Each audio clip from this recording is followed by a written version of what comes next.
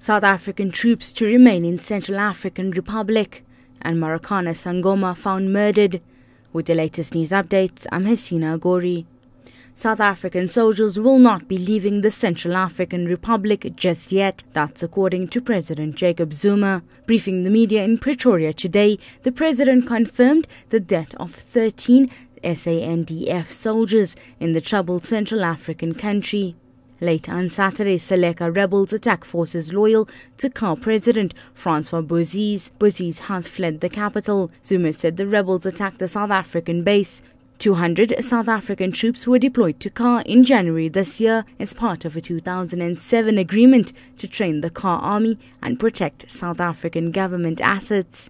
Just over 200 of them fought bandits numbering more than 1,000 people.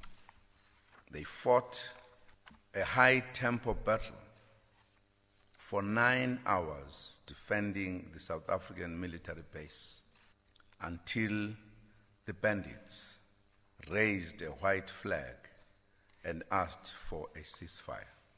The president says that South Africa has not yet taken a decision to withdraw from the CAR, but is instead considering how to reinforce existing personnel.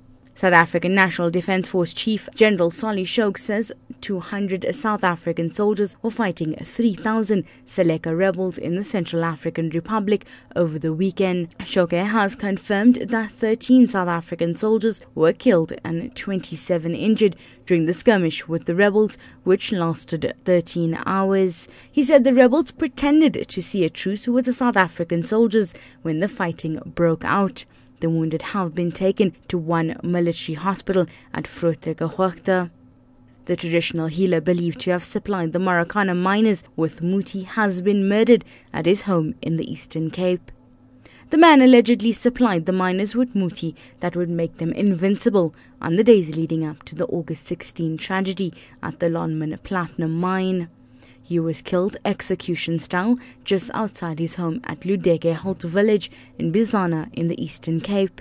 It is alleged that the traditional healer drove back to Bizana from Durban, where he had visited family after receiving a call from potential clients who wanted to meet him at Bizana. And finally, a Zimbabwean court has released prominent human rights lawyer Beatrice Mtetwa on bail, overturning an earlier ruling by a magistrate's court.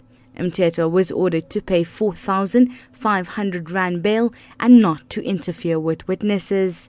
High Court Judge Joseph Musakwa said Mtetwa should not have been denied bail in the first place. She has been behind bars for over a fortnight, charged with obstructing justice for demanding a search warrant during a raid on Prime Minister Morgan Tsvangarai's advisor's home. Police says she shouted at police officers. Police ignored an earlier High Court ruling to release her. Catch the latest news anytime here on Newsbreak's Option 1.